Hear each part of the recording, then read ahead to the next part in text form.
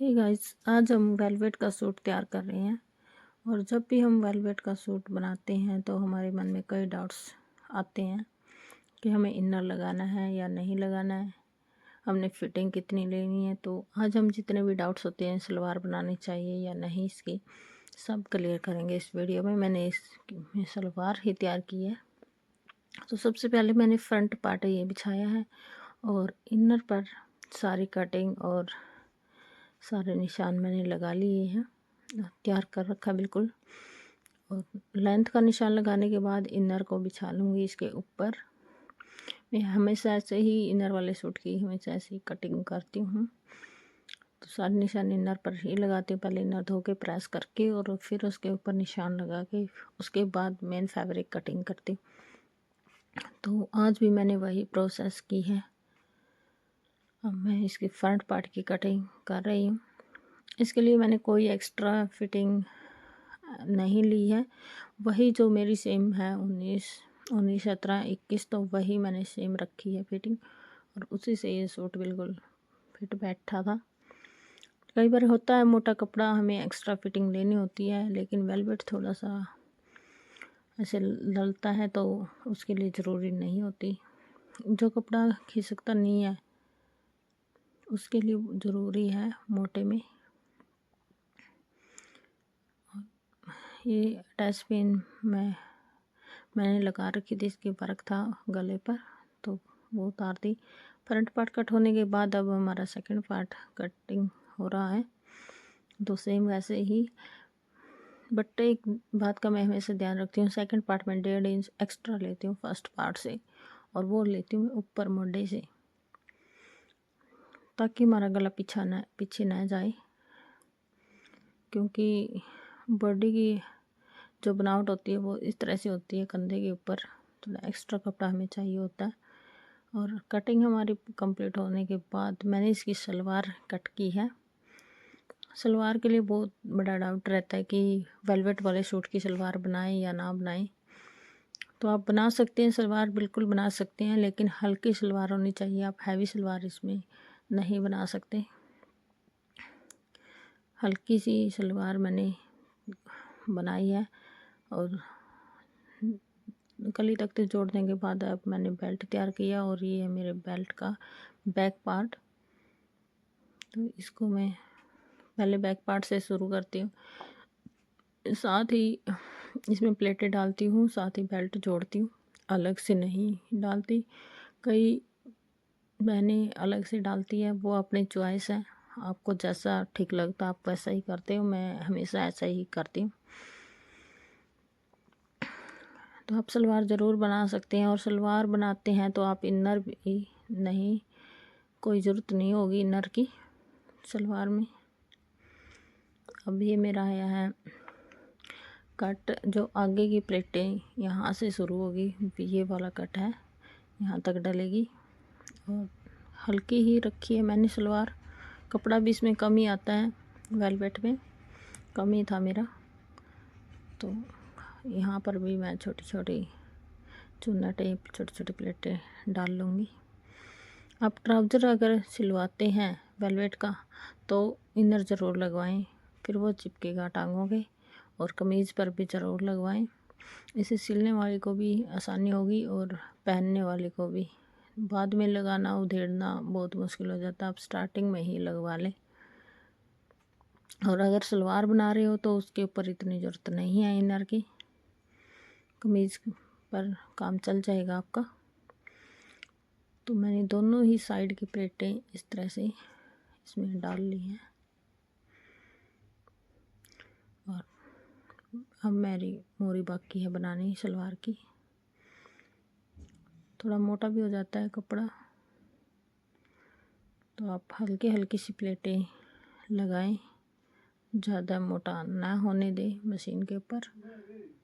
और बस, तो मेरी प्लेटें कंप्लीट लगभग हो चुकी है।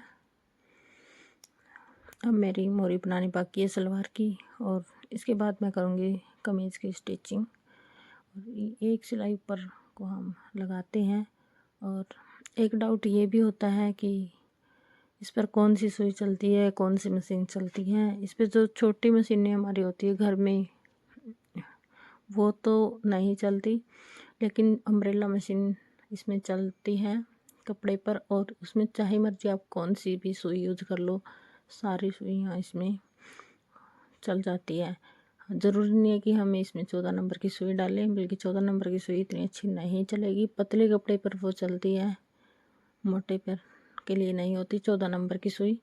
इस पर आप नॉर्मल 16 नंबर की सुई चलाएं और उसी से सिलाई रखें। सिलाई थोड़ी सी मोटी रखें, पतली में भी टांके नहीं देगी ये मशीन अम्ब्रेला, और मोटी में तो बहुत अच्छी फिनिशिंग आएगी। अब मैं इस पर लगा रही हूँ मोरी के लिए फैब्रिक। मोरी के लिए फैब्रिक मैंने अलग से लिया है, पतला फैब्रिक लिया है। इसका लगाती तो और मोटा हो जाता, तो मैंने दूसरे किसी कपड़े से ये लिया। ये नीचे जाएगा और ये है फोम इसके नीचे रख के, और एक सिलाई इसके ऊपर मोटी सिलाई रखती हूँ। मैं हमेशा ऐसे ही मोरी बनाती हूँ हर सलवार की, जैसे ये दिख रही है आपको। तो मेरी मोरी में कभी भी झोल नहीं आता और ना कभी भी आगे से कपड़ा उठता है, क्योंकि ये सिलाई पहले लग जाती है।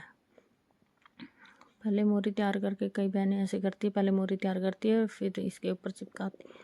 तो मैं पहले ये सिलाई लगाती हूँ और उसके बाद मोरी तैयार होती है मेरी।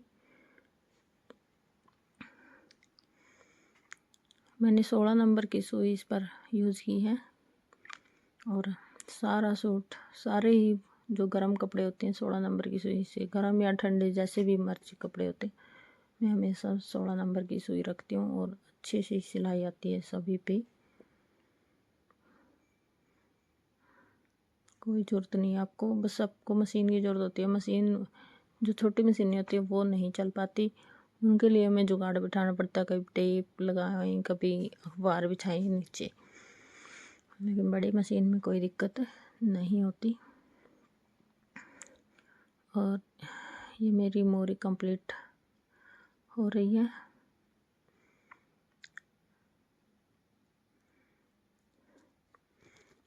हल्की सी सिलाई लगाएं आप, ज़्यादा। इससे कई बार ये भी डाउट होता मन में कि कपड़ा फट जाता है, वेलवेट या सुनील, तो इस मशीन से नहीं फटता कभी भी। मैंने बहुत सारे सूट सिल रखे हैं, आज तक कोई कपड़ा ऐसे सिलाई में से नहीं गया है। कई बार होता है लोफर का कपड़ा कोई आता है, वो ज़रूर फट जाता है सिलाई से, तो उस पर आप मोटे रखें, लेकिन वेलवेट नहीं फटता। और थोड़ी सी लेंथ मैंने बढ़ाने के लिए कुर्ती की, तो ये समोसा लेस यूज़ की है। नीचे थोड़ी लेंथ इसकी कम थी, तो मुझे थोड़ी सी अच्छी लेंथ चाहिए, 43-44 की तैयार मैं डालती हूँ। तो हल्का सा डिजाइन भी ये हो गया था, और थोड़ी सी लेंथ भी मेरी बढ़ गई थी 3 इंच। तो ये हम जुगाड़ किसी भी कुर्ती में, किसी भी सूट में, कहीं पर भी कर सकते हैं इस तरह से। पहले भी मैंने इससे रिलेटेड कई वीडियो डाली हैं लेंथ बढ़ाने के लिए कमीज़ की। ये देखिए अच्छा भी लग रहा है। और अब डबल सिलाई से लगाएं। अब मैं पल्ले फोल्ड कर रही हूँ सूट के, तो इसी के साथ मेरा सूट बन के रेडी हो जाएगा। आप तुरपाई करवाना चाहे तुरपाई करवा सकते हैं, आप मशीन लगाना चाहे मशीन लगा सकते हैं। मैंने मशीन ही लगाई थी क्योंकि मेरा घर डालने का सूट है। वैसे तुरपाई भी हो जाती है। और ये है इसका फाइनल लुक, बनकर तैयार हुआ है। साथ में स्टोल है और हल्की सी कढ़ाई दे रखी है। तो कमेंट करके ज़रूर बताएं कि कैसा लगा, और कोई डाउट हो तो वेलवेट से रिलेटेड कमेंट करें।